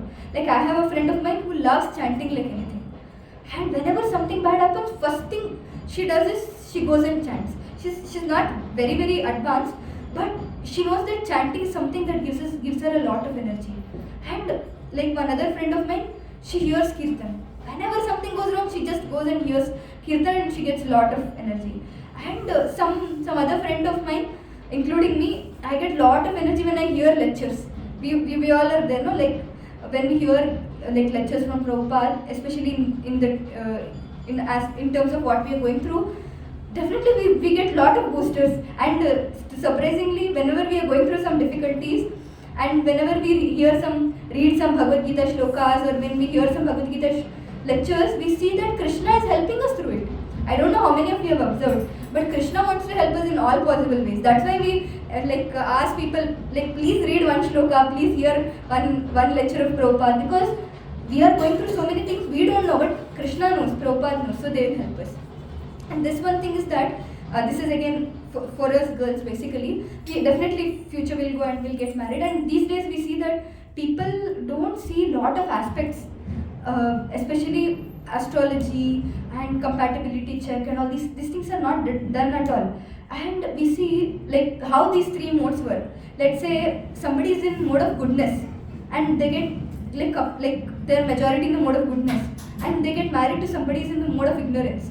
And this person, she wants to get up early and she wants to do little puja, and she wants to cook fresh prasadam, fresh food, and then she wants to do everything in a mode of goodness. And this other person, sleeping all the time, doesn't want to go anywhere, doesn't want to do any work, definitely not matching.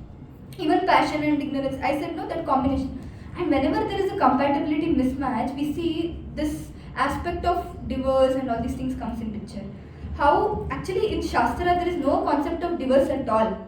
There is nothing called divorce, because we see that how when Vedic marriage used to happen, how people used to check all these gunas. There is something called as gunas. The ganas, Bhuta Gana, then Daiva Gana, and then Manushya Gana. And then they used to see like the boy is in which Gana, girl is in which Gana. And if the boy is in like one Gana and the girl is in completely opposite Gana, definitely there is no compatibility. And if you see majority of the love marriages, they will overpower all this astrology and things like that, and then they'll get married. And that's when there is so much hike in the rate of divorce than compared to earlier times, because at least basic astrology check was done. The ganas were seen, the varnas were seen, and this way they used to know that basic compatibility check is there, so that if somebody is like very highly wrong, the other person will be able to match their frequency and get along. And why to speak about others? Our parents themselves, we see that if somebody is like on one extreme end, the other person understands, tolerates, and then patches up. And this is with both of them. If the mother is upset, the father will tolerate and then patch up. If father is upset, mother will. But we see that level of tolerance, patch up activity is not there these days. So it's very important that instead of changing kundli and things like that, we have to accept this fact that all these modes, all these aspects of like ganas and varnas, all these things, it comes into effect, and this is definitely a big thing because it's for life. And the final thing is that how everybody is forced to act helplessly according to the quality we have, and we cannot refrain from doing something or from not doing something. Like how I said, I want to get first rank. Is it completely dependent on me? No. There are so many other factors. So I'm not just the controller. So many things, it will because helplessly I'm under the control of so many things. And also I see that when somebody is going through some difficulties, and then we are also going through some difficulties, and when we are going through the phase of anger, frustration, so instead of going to the extremes, we can know that which mode we are in, and then we can, at least for ourselves, we can judge, for others we can judge, and we can see that we become more tolerant. That's why we see spiritualists automatically they become more understanding, more tolerant, more reciprocative. They are not on like a pendulum swinging. But we see like other people who are not practicing spirituality, very easily they go high and very easily they go low, and all their effects others have to bear. So the learning here is that how modes will work, but effects can be minimized. Like how if Tamoguna is working on us because of our previous nature, we cannot, because from ages together, from lives together, we are in Tamoguna. But still we can do bhakti and we can come over. The best point that I heard is that no matter in which mode we are, no matter how much sinful acts we had done, if we do sincere bhakti, we can still come to the mode of goodness and overpower it and come to the mode of pure goodness. So people say, no, I mean, I'm so bad that I cannot do bhakti. No, that is the, like that concept doesn't exist at all. I am so sinful that I have to do bhakti, so that I have to improve, and I should not be getting a cat, dog, snake life there.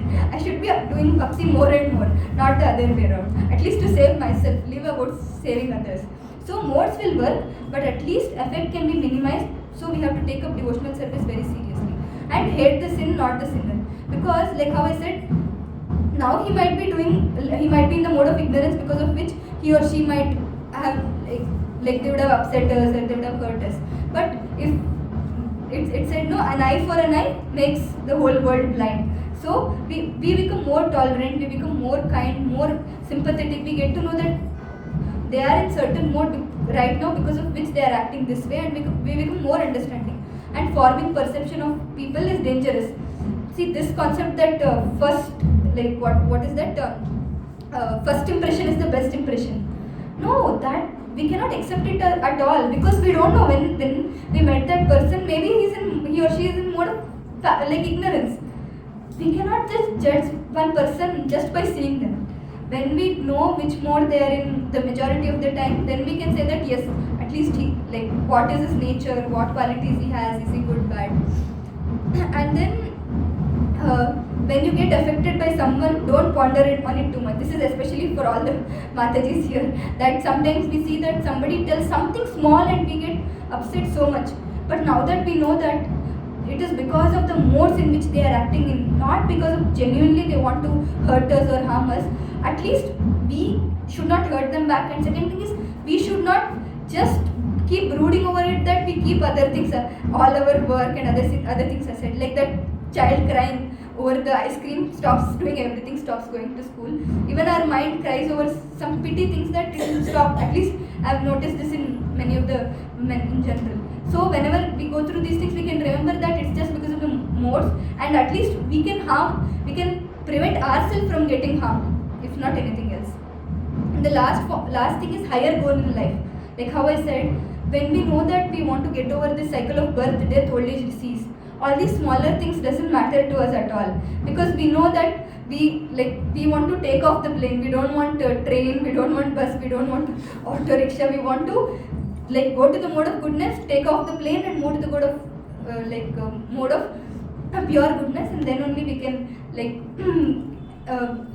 can achieve that Satchidananda happiness, that happiness which is eternal, which is full of knowledge, and which doesn't end with the ending of the activity. And one last point I wanted to share is it's about the 3 activities that we do daily. That is the chanting, reading, and hearing. So these modes, first learning for us is that at least we have to come to the mode of goodness, and then we have to come to the mode of pure goodness. So mode of goodness activities you might be knowing, like all these eating food in the mode of goodness, and then sattvic activities like yoga and things like that. And then mode of pure goodness. Why? Because we have been doing so many sinful activities, at least we have to save ourselves. So what are the activities? Chanting, reading Prabhupada books, especially Bhagavad Gita, hearing. So how many of you are chanting at least 2 rounds? At least 2 rounds. Okay, 1 round? Okay. See, very, very practical thing I'll tell you. Let's say this chanting that we are doing, it's called Bhakti Yoga, correct? And when let's say you enroll yourself to a yoga class, here only so many yoga classes are there, and you go to do a yoga, and let's say you, for 1 round, how many minutes you take? 8 minutes, 7 minutes, maximum 10 minutes, let me take. So let's say you go to the yoga center and you say that I can only afford 10 minutes. Will they enroll you? So we see that on a physical level itself, physical what is that, body movements and exercise and things like that, 10 minutes, it's not enough. And this is something I'm talking about, like pure goodness, which is transcendental to all these three modes. So you can imagine, like a little dosage, like let's say somebody is having high fever and the recommendation is 800 mg and the person is taking only 100 mg. How long it will take for that fever to go? Long days, and we cannot even know that, we cannot even assure that the fever will go, because recommended is 800 mg of that medicine, 3 dosage, let's say, but how that person is taking only 1 dosage, that to 100 mg. So similarly, at least half an hour, like see how yoga we do half an hour, at least half an hour means 4 rounds of chanting. You can see the difference yourself, like how I said, no, the mode of goodness, nobody has to tell you. You eat a gulab jamun, you get to know how tasty it is. Second person doesn't have to tell you. Let's say you are hungry and somebody feeds you something. Second person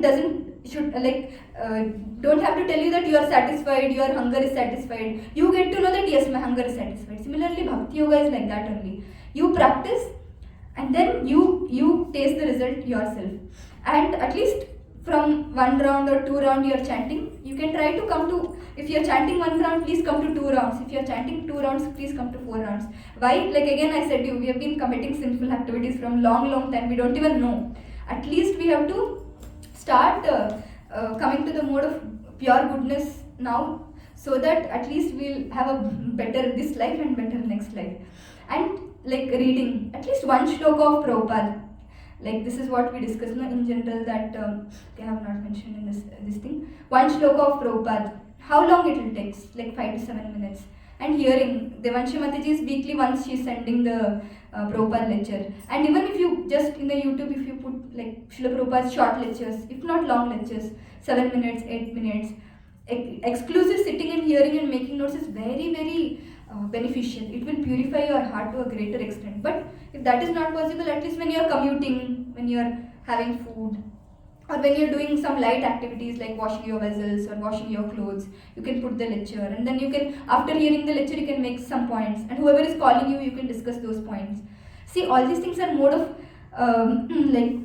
pure goodness, which is Shuddha Sattva, which is very much important for all of us.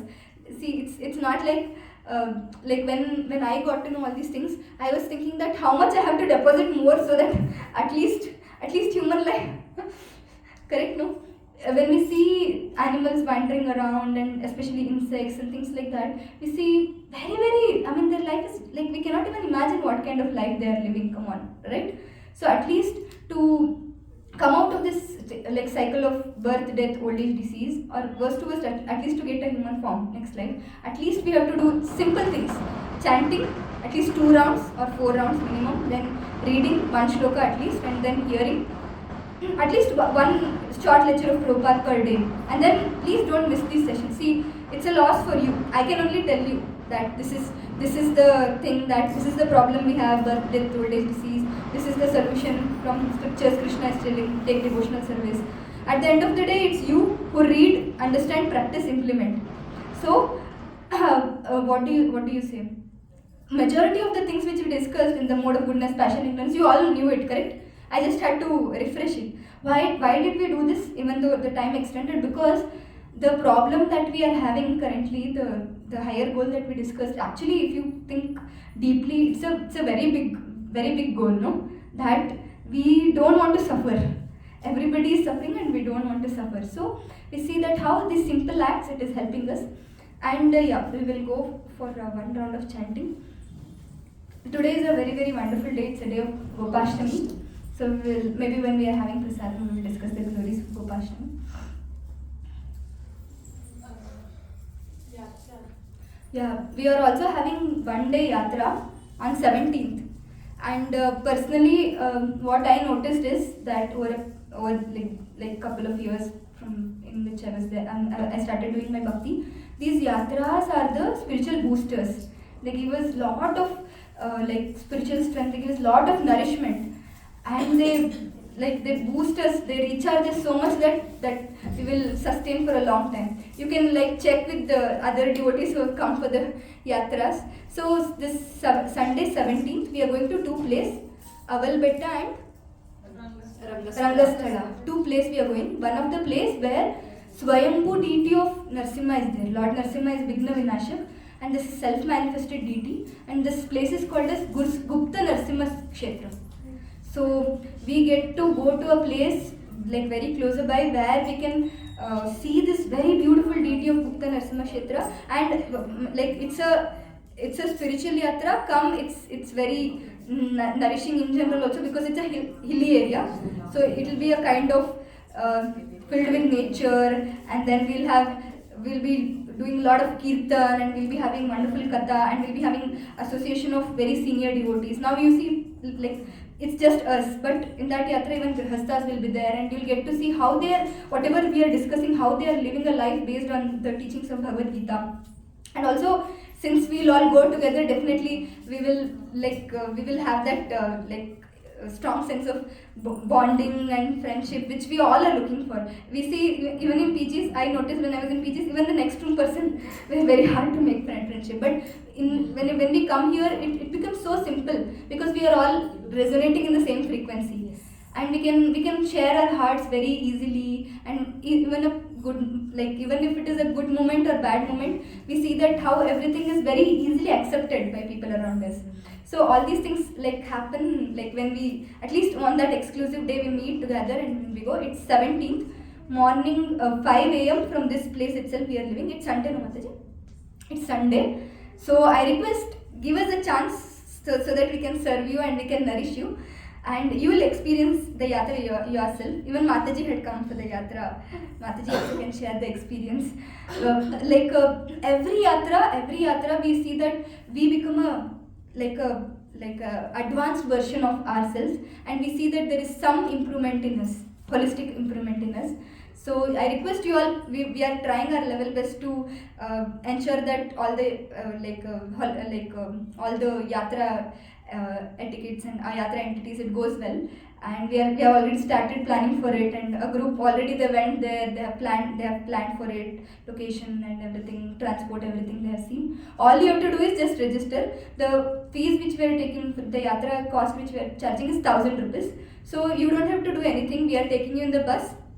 Like prasadam also we are only giving you morning, afternoon and evening, and we are getting you back also. So even I know that it's a small amount. We kept it a small amount because we want every one of you to just come and then take part. Because if you see anywhere we travel, just AC bus, if you take here and there only 1,000 rupees goes. But here we see we don't want you all to worry about transport also. So transport will be there, prasadam will be there, and then all these activities also will be taken care of. And then very wonderful darshan filled with lot of spiritual activities. So please don't miss. If you are here in Bangalore and if everything is supporting, so it's a Sunday also, so please come. And you can register today only. Mataji will take the registration, so you can scan and pay, and then you will get in that link only, automatically you will get redirected to the WhatsApp group. So please come. If you have any queries also, you can reach out. It's a hilly area, so you will have a very nice natural time there also. Okay, we'll go ahead with the chanting. See any other announcement? Anyone first time coming first session? Anybody doesn't know how to chant? I came first time, but I know how much. Then you can teach her. So she'll teach. You can just show her.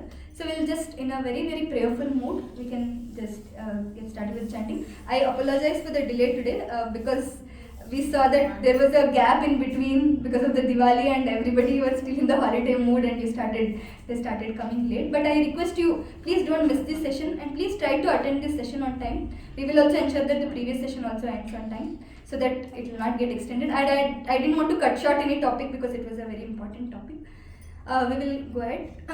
We will chant the Jai Shri Krishna mantra, and then we will chant the Hare Krishna Mahamantra. The thumb rule is chant and hear. जय श्री कृष्ण चैतन्य जय श्री कृष्ण चैतन्य प्रभु नित्यानंद श्री अद्वैता गदाधर श्री अद्वैता गदाधर शिवासादि गौर भक्त भक्तवृंदा श्रीवासादि गौरभक्तवृंदा हरे कृष्णा कृष्णा कृष्णा हरे हरे हरे रामा राम राम हरे हरे हरे